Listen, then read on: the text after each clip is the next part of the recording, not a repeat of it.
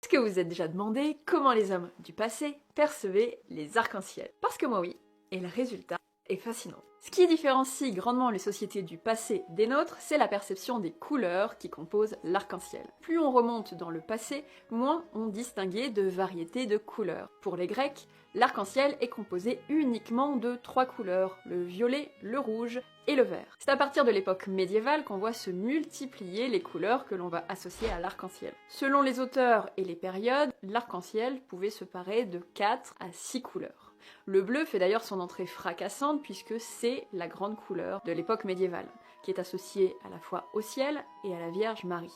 C'est d'ailleurs une couleur que l'on considère alors comme chaude. Si on se laisse aller à nos a priori sans se pencher sur la question, on pourrait rapidement conclure le sujet en pensant que pour les hommes du passé, les arcs-en-ciel, de par leur aspect merveilleux et étrange, avaient certainement une signification mystique. Si effectivement certains mythes sont attachés au symbolique des arcs-en-ciel, on se rend compte que dès l'Antiquité, des hommes de science avaient compris le fonctionnement de ces phénomènes météorologiques. C'est par exemple le cas d'Aristote, que l'on connaît plus pour ses textes philosophiques aujourd'hui. Il rédige un texte dans lequel il explique que les arcs-en-ciel sont dus à la lumière du soleil qui traverse des nuages de pluie. Et il avait déjà tout compris, quoi.